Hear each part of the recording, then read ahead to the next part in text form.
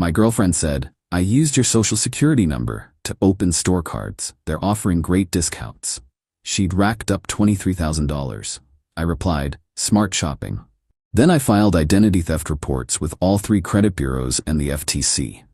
When the fraud investigators showed up at her workplace with a warrant, I, 32 male, was checking my credit score for a car loan application when I saw it.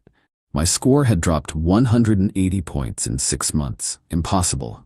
I pay everything on time, never carried a balance. Pulled my full credit report. There they were. 7 store credit cards I'd never opened. Nordstrom, $4,200 balance. Macy's, $3,800. Target, $2,900. Best Buy, $3,100. HomeGoods, $2,400. Victoria's Secret, $3,600. Ulta, $3,200.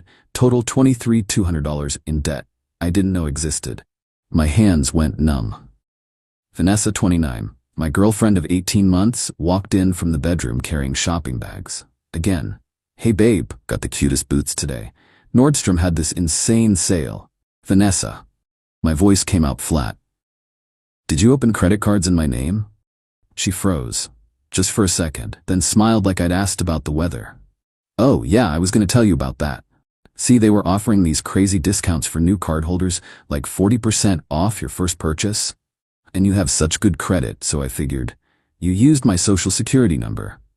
Well yeah, but it's not a big deal. I'm paying them, see? She waved her hand dismissively. I make the minimum payments every month from my account. I stared at her. There's $23,000 in debt here, Vanessa, but I saved so much money with the discounts. That's how stores trap you with regular prices. This way we're actually coming out ahead. We? Yeah. I mean, I bought stuff for both of us. That TV in the living room? Best Buy card. Those sheets you love? HomeGoods. You're benefiting too. The audacity was breathtaking. She genuinely thought she'd done something clever. Smart shopping, I said quietly. She beamed. Right? I knew you'd get it once I explained. I'm gonna need you to leave for a bit, going to my brother's for the weekend. Her smile faltered. What? Just need some space to think. You can stay here, I'll be back Sunday night. I grabbed my laptop and an overnight bag. Didn't pack much, left within 20 minutes. The moment I got to my brother's place, I got to work. Friday night, 8 p.m. to 2 a.m., called all 3 credit bureaus, placed fraud alerts on my credit reports. Takes 7 years to recover from this kind of damage if I don't act immediately. Filed formal identity theft reports with Experian, Equifax, and TransUnion. Each one required detailed affidavits. Typed until my fingers cramped. Submitted complaint to the Federal Trade Commission through identitytheft.gov. Created my official identity theft report and recovery plan. Printed everything. Made copies. Organized it all in a folder. Called the non-emergency police line. Explained the situation. Officer said to come in first thing Saturday morning to file a report. Saturday morning, 9 a.m., police station. Brought all my documentation. The officer taking my report, Officer Reynolds, was maybe late 30s. He read through everything with this increasingly concerned expression. So your girlfriend admitted to opening these accounts? Yeah, she thinks she was doing me a favor with the discounts. He actually laughed. Not mean, just disbelief. That's a new one. You're doing the right thing filing this. Identity theft is serious, even between partners. We'll open an investigation. Got my police report number. Case officially filed. Started the dispute process with each store. Had to send copies of my police report, FTC complaint, and sworn affidavits stating I did not open these accounts or authorize anyone to use my information. Each store had their own fraud department. Each required phone calls, certified letters, more paperwork. By Saturday night, I'd been on the phone for 6 hours total. My brother Kyle brought me dinner. Man, she really screwed you. Yeah. You gonna press charges? Already did.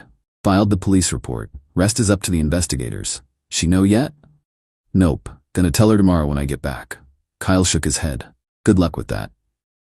Sunday evening, got home around 6 p.m. Vanessa was on the couch watching TV, surrounded by more shopping bags. Hey, you're back. How was Kyle's? Fine. Set my bag down. We need to talk. She muted the TV. Okay, pulled out my folder. I filed identity theft reports with the credit bureaus, the FTC, and the police. Silence. Then, you did what? Identity theft reports. What you did is a federal crime, Vanessa. You stole my identity to commit fraud. Her face went from confused to angry in seconds. Are you serious right now? I'm your girlfriend. I didn't steal anything. You used my social security number without permission to open credit accounts. That's identity theft. But I was helping. Those discounts saved us hundreds. And created $23,000 in debt that's destroying my credit score. So, I'm making the payments. Minimum payments on $23,000 means years of interest, Vanessa, and it's still fraud. She stood up. You filed a police report? Against me? Against whoever committed identity theft using my information. I just reported the crime. This is insane. You're trying to get me arrested for shopping?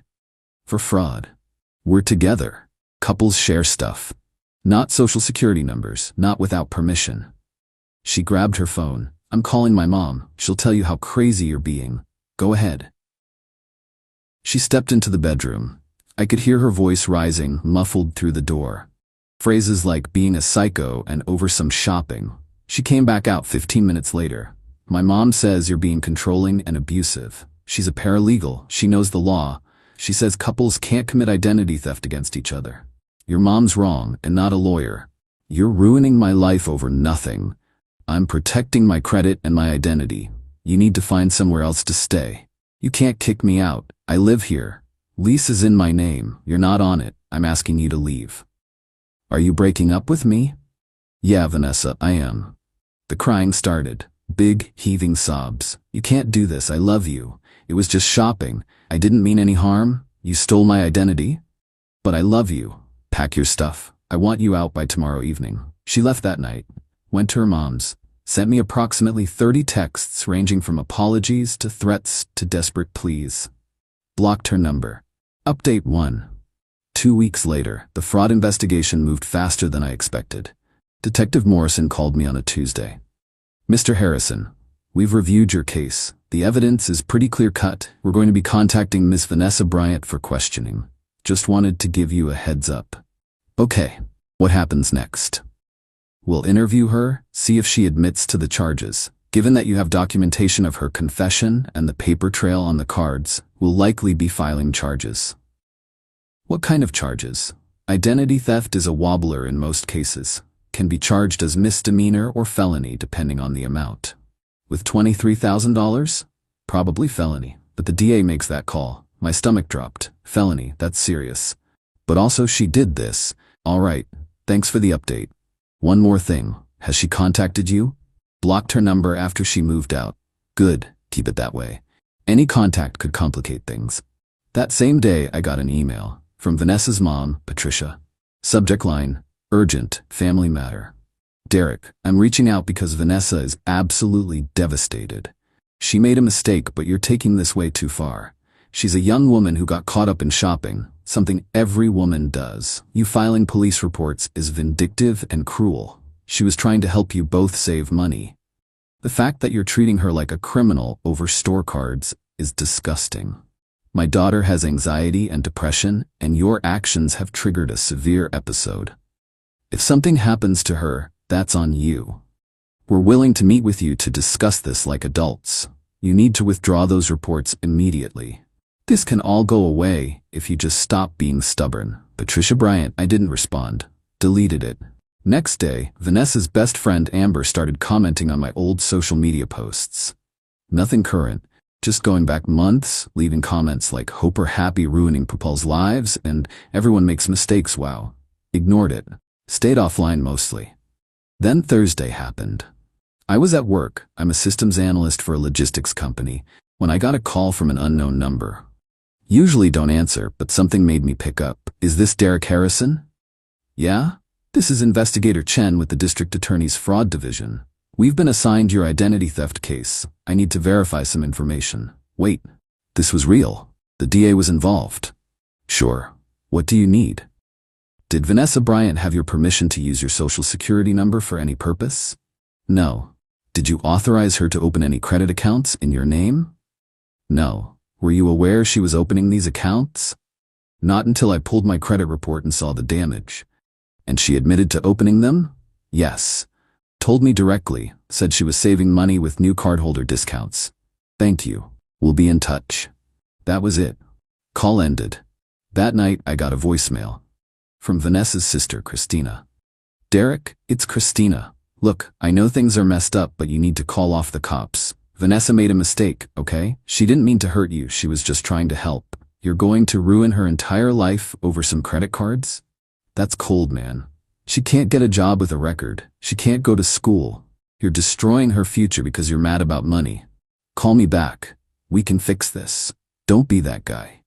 Deleted it. My credit card disputes were going through. Most stores were cooperating once they saw the police report. But the damage was already done. My credit score was still tanked. Car loan got denied. Got another email Friday from Patricia again. Derek, since you're ignoring my attempts to be civil, let me be clear. If you don't withdraw these false reports, we're pursuing legal action against you for harassment and defamation. You've destroyed my daughter's reputation by calling her a criminal. We have documentation of you giving her permission to make purchases. We have text messages. We have witnesses who will testify you were aware of her spending. This is your last chance. Drop it or face the consequences. She was bluffing. I'd never given permission, never texted her about any of this, but the threat was clear. They were going to fight. I forwarded the email to Detective Morrison. He called back within an hour. Mr. Harrison, do not respond to any of these messages. They're trying to intimidate you into dropping the case. Won't work. We don't need your cooperation to proceed at this point. We have enough evidence. They're saying they have texts and witnesses. If they did, they would have presented them by now. It's a bluff. Stay the course. When are you questioning her? Monday. We're going to her workplace with a warrant. Her workplace? Yeah. Apparel store in the mall. Don't worry, we'll be discreet. Discreet. Right. Update 2 Monday was wild. I was at my desk around 2 p.m. when Christina called. I'd blocked Vanessa and Patricia, but not her. You asshole, she was screaming. Police just showed up at Vanessa's job in front of everyone. She's humiliated. I hung up, blocked her number 2. 20 minutes later, Detective Morrison called. Just wanted to update you. We questioned Miss Bryant.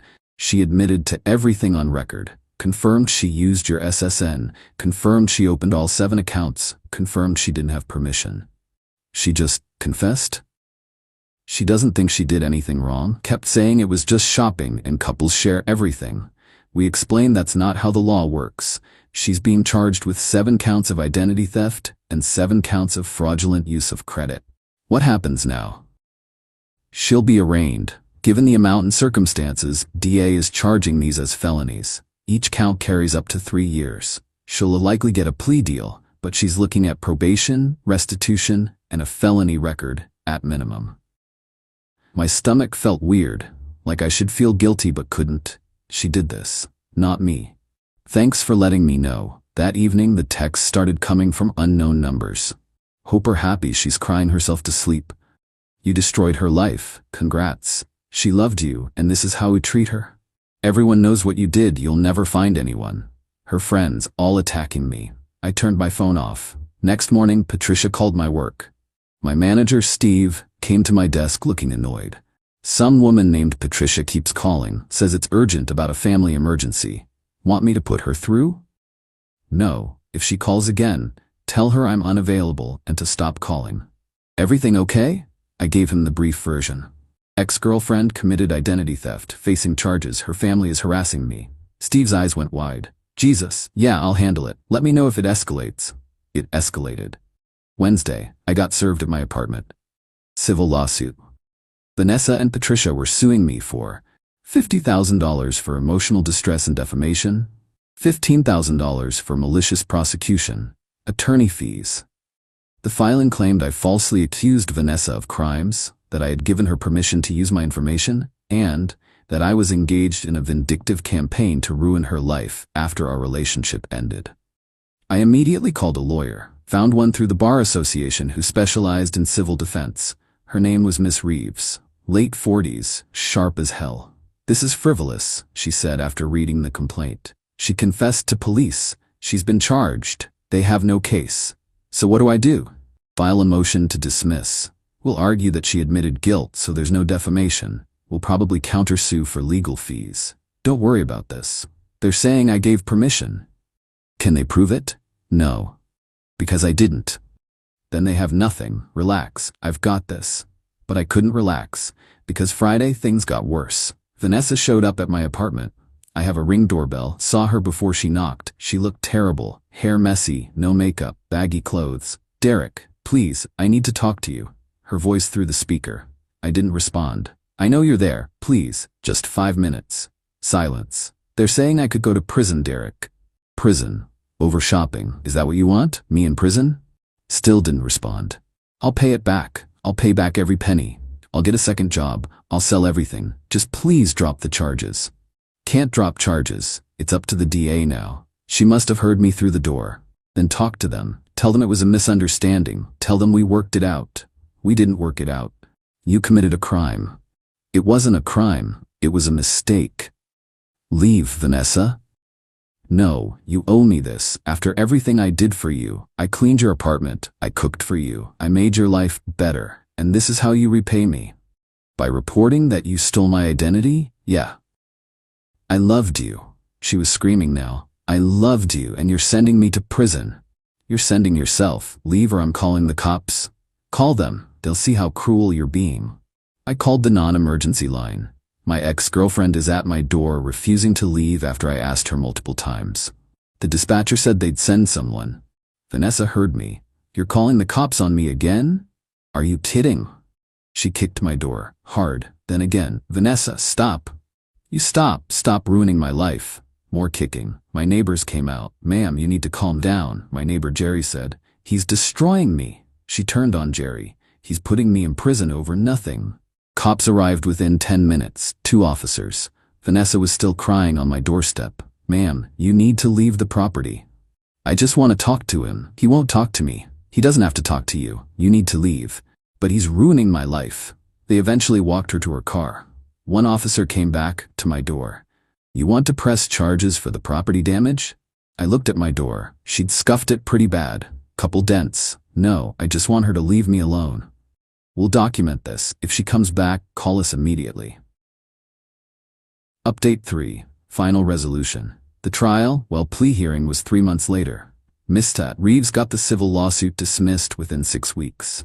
Judge threw it out, said Vanessa's confession to police proved she committed the acts so there was no defamation. Ordered Vanessa and Patricia to pay my legal fees, $3,200. They haven't paid it, probably never will. But the lawsuit is gone. The criminal case moved slower. Vanessa got a public defender who tried to argue she didn't understand the severity of what she'd done. That she thought couples could share financial information. That she was naive, not criminal. DA wasn't buying it. She's 29, not 19. She knew better.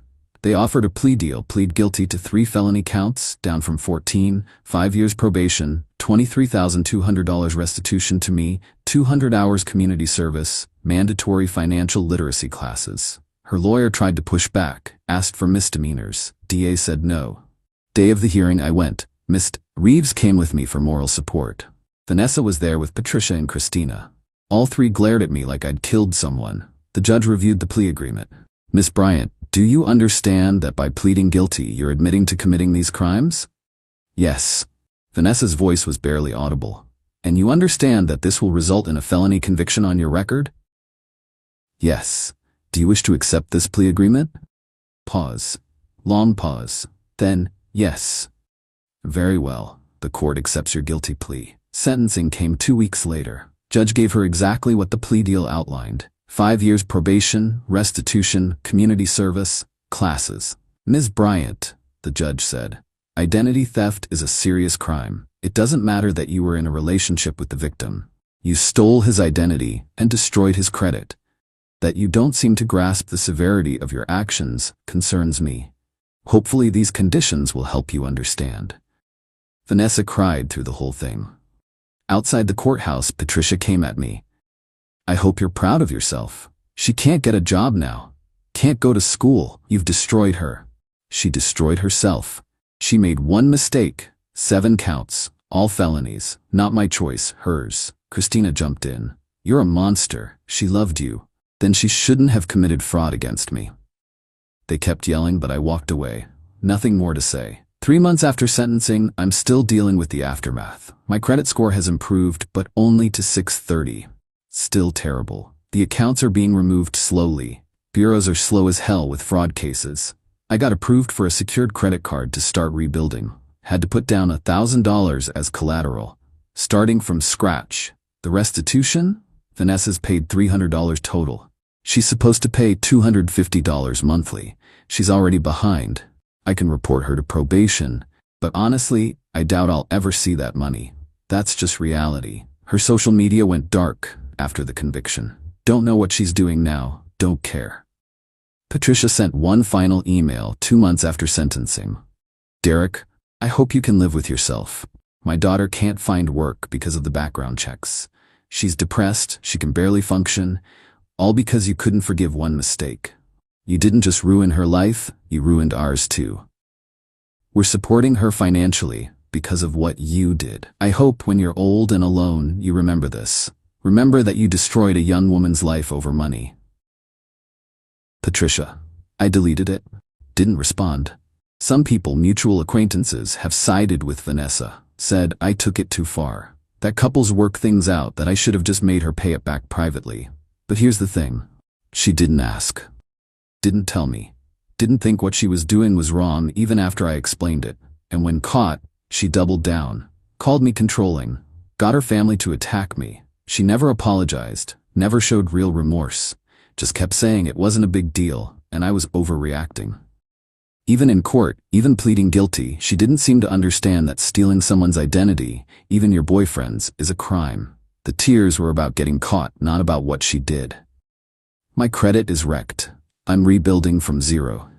Car loan denied, so I'm driving my old car that barely runs. Can't get approved for an apartment with my score, so I'm stuck in my current place even though I wanted to move. That's my consequence for being the victim. Her consequence? Felony record, probation, restitution. She probably won't pay. Is that justice? I don't know. Some days it feels like it. Other days it feels like we both lost. But I didn't have a choice. You can't just let someone destroy your credit and think saying I love you makes it okay. I've started seeing someone new. Slowly. Her name's Michelle.